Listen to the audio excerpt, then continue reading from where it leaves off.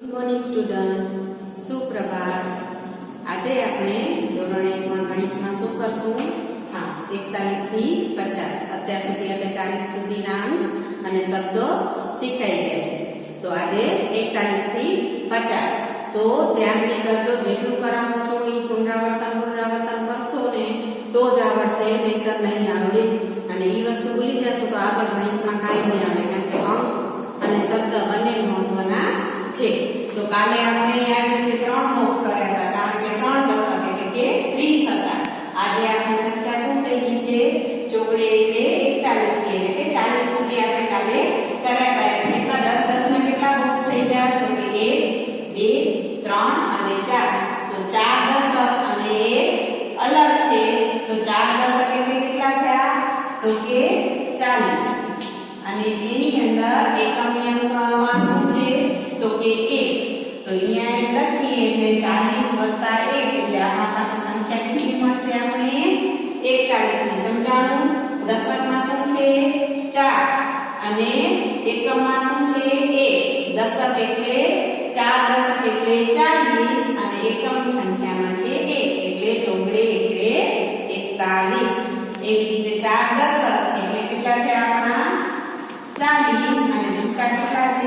1 અને 2 એટલે એકમના સ્થાનમાં શું છે? તો કે 2. આપણું એકમનું સ્થાન, આપણું દશકનું સ્થાન. અને ચોકડી બગડી કેટલા થયા? 42. તો આપણે અહીંયા શું લખશું? 42. સમજાણું? આ જ રીતે કરવાનું છે. આમ તો તમે 1 થી 50 100 સુધી બોલી જશો, જ્યારે લખવાનો ટાઈમ આવે ને ત્યારે તકલીફ થાય છે. તો આ રીતે કરીને એટલે ક્યારેય મિસ્ટેક થાય નહીં. 1 2 3 ને 4 દશક અને એકમ કેટલા છે? 1 2 ને 3 એટલે ચોકડે ત્રગડે 43. તો અહીંયા શું લખશું આપણે? 43. સમજાણું? 1 2 3 4 દશક 1 2 3 ને 4 2 ચોગડા 44.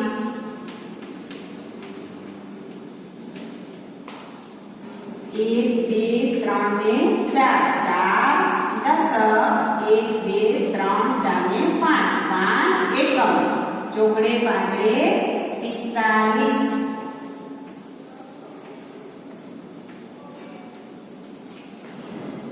41 42 43 44 ને 45 ચોગડે 5 45 સુધી ની આપણી આ સંખ્યા થઈ ગઈ છે. ધ્યાનથી જોજો આને. અને આ જ વસ્તુ તમે હોમવર્કમાં નોટમાં કરવાની છે. આપણે 1 થી 50 સુધીના અંક હોમવર્કમાં નોટબુકમાં ગણિતમાં લખવાના રહેશે. ઓકે? હવે છે 1 2 3 ને 4. તો પાછા શું આવી ગયું? 4 એકમ દશક 1 2 3 4 5 ને 6. તો 6 શું છે? એકમ ચોગડે છગડે 46. કેટલા થયા આપણા? 46. 1 2 3 ને 4. તો 4 દશક 1 2 3 4 5 6 ને 7. તો 7 શું થઈ ગયો? એકમનું સ્થાન. તો ચોગડે 7 શું થાય? 47.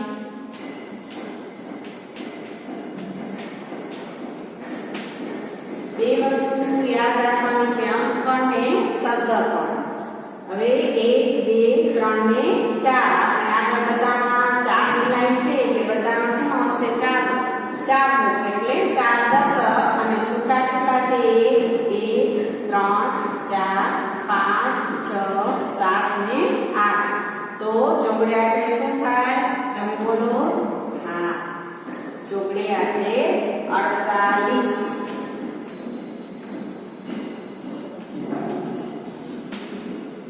પાછા 4 દશક અહીંયા આવી ગયા અને છૂટા કેટલા છે? 1 2 3 4 5 6 7 8 અને અહીંયા આવશે 9. એટલે ટોટલ કેટલા થયા આપણા? 49.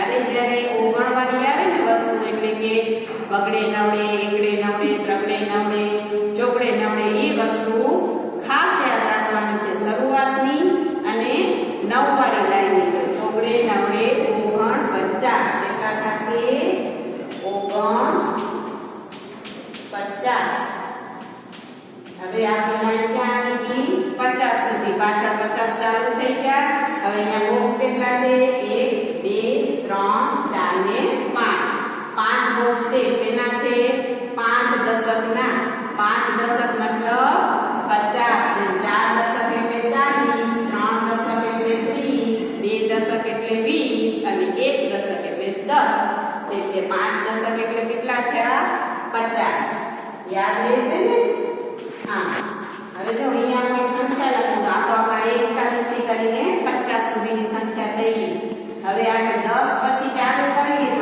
11 12 પાછા શું આવે એકડે નવે 19 એના પછી શું આવે 20 એટલે આપણે બગડે એકડે 20 ની લાઈન થાય તો બગડે નવડે 29 શું થશે બગડે નવડે 29 એના પછી 30 આવશે એવી રીતે ત્રગડે નવડે 39 એના પછી શું આવશે 40 એવી રીતે ચોગડે નવડે 49 તો એના પછી શું આવશે 50 સમજાણું અને એ 9 છે તો 1 થી ચાલુ કરીએ તો 9 થી થાય 9 પછી 10 આવે છે એ આપણને ખબર છે એવી રીતે 19 પછી 20 29 પછી 30 39 પછી 40 49 પછી 50 આ આપણું શું છે એકમ અને આ શું છે તો એ દશક આપણે આ વસ્તુ યાદ રાખવાની છે તો આપણી નોટબુકમાં આપણે શું કરવાનું છે આટલું કામ આજે